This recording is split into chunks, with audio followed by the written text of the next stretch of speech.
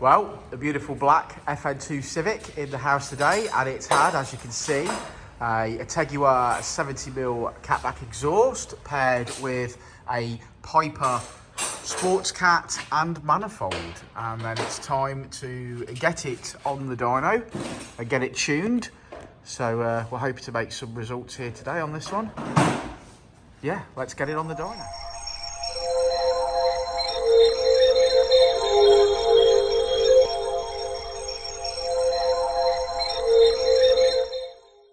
Okay, so she's made it up onto the dyno and it's time to start tuning. Now, we believe this may have an Ecutek license on it already, so we're going to check that.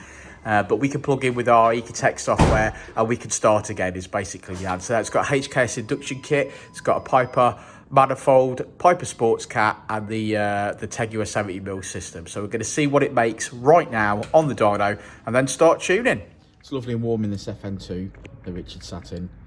I just wanted to point that out, because it's winter time now, so I'll be complaining about how cold I am at least until March. So just so that everyone's aware of that. But the thing is, you see, people now instantly think that I'm sitting in here and you're freezing your arse off. Well, I've been out fitting all of this stuff on this car for 4 hours whilst you've been sat in the office with the heater on. That's true. So now you're going to have an hour in the cold, but I already had 4 hours in the cold. Yeah. Okay. So it evens it out. So you're not making anyone feel sorry for you if that's what you're trying to achieve.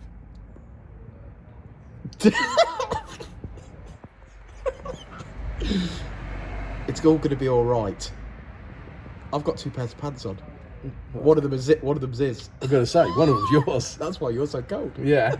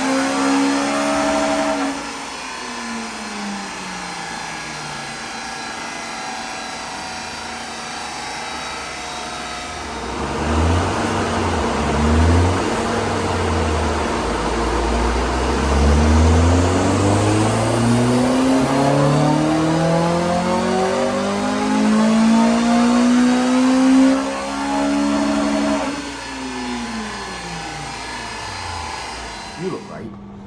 Hey? I think you look great, mate. No, you said you look crap. I look particularly shit. You said you look particularly shit, and I said, well, I look amazing. But Yeah. obviously, I don't. I was just taking sarcasm? It was sarcasm, yeah. Well, I think you look great, babe. Oh, cheers, man. Anyway, FN2. FN2, yeah, so a black FN2, all the way from Cardiff, I believe. And today it has had a Piper Manifold, Piper Sports Cat, Tegiwa 70mm system, and a map. Yeah. Well, report on the fitting. Piper Manifold and Sports Cat, same as always, fits no problem. This did the Tegiwa 70mm fitted a lot better to this car than it did on the, well, to yours, yeah, where you've got the Jap Speed manifold and the Tegiwa 70mm, and we had to modify it. This had the Piper Manifold and Sports Cat and the Tegiwa 70mm, and it clears everything, it's not rattling or anything.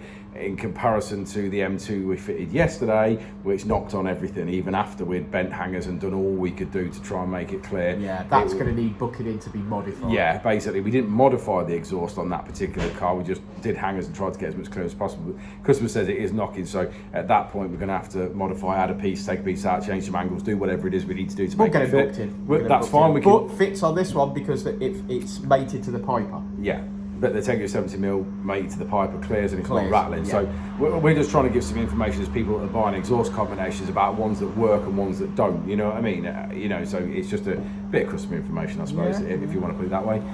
It's got the HKS induction kit, which we've seen several times, and the one yesterday also had the HKS induction kit, didn't it? This car though, the difference in this car was it had already been previously tuned. When I say tuned, it had got a Marlin ECU in it, so I'm assuming that had obviously been sent out to the previous owner. This customer did say it got switchable maps, so he assumed it had got a map of sorts on it. We believe it to be a Marlin ECU because as we flashed it, the key codes didn't match. Correct, so we had to program the keys. You have to program the keys, so which is generally inherent when they've got a Marlin ECU in them. So, as a Marlin ECU, and Mr. Paul West knows exactly what he's doing, it had a good map on it anyway, and the car made good power. It did. Admittedly, we modified it and then put it on the dyno. We did. If we'd have put it on the dyno first, without the modifications, we'd have probably had a lower power figure. Yeah, we would have had a lower power figure. But back to back... But that's not taken away from the map and the Marlin ECU, no, is that's what I'm saying. Great stuff. But so then obviously we then got mods and with a tune on it, and then obviously we put our file on top of it. So I'll be honest with you, we really haven't made a lot in this instance. I think we made like 3 wheel horsepower. Yeah, 3 or 4 wheel horsepower. And over the car, mapped, then modified, so we had to adjust the fuel in to make... Yeah, so we did have to adjust the fuel a little bit to obviously get it 100% spot on. But, you know, the fueling wasn't a million miles away, and obviously in the result then we've not made a lot of power. We've made like 3-4 horsepower. I mean, possibly this car when it came this morning was only, say, like 205 or something like that, and then we've got it up to 220, but obviously the mods have unlocked that power. It's not necessarily the map that unlocks it. Like I say, it had the Marlin ECU already in it with a good tune on it, so we've not seen a lot from obviously putting our file on, other than the fact that the customer didn't know what was on it or whatever. It's been done by a previous owner, so he now knows it's all safe. But it's dialed in now. He's got a baseline. He's going to go further with this car. He's thinking about cams and things like that. So we'll see this car again, no doubt. Yeah, for more tuning. So we can obviously carry on from our tune at this point, and obviously carry on working with the customer and making more power. So should we have a look at the graph? Yeah, let's have a look at the graph. Okay, so as you can see here, red line is before, blue line is as it's leaving. A little bit of wheel horsepower. Obviously the dyno corrects things, but you can see there's a little bit of wheel horsepower here, a little bit of wheel horsepower there, but it is dialed in now for the mods that it's got. The fueling's correct, so we're happy with that, and it's a good place for the customer to go and enjoy it. And we finish on 200 and, well, we'll call it that 219 brake horsepower, which is 185 at the wheels. Happy with that, good end result. Nice car, lots more to come from this one.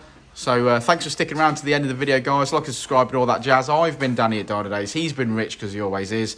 And we'll see him on the next one, won't we, mate? Well, indeed. Hey, what's next? E-carry, road map. Oh, we're out on the road. So I better get my hat on. See you in a bit.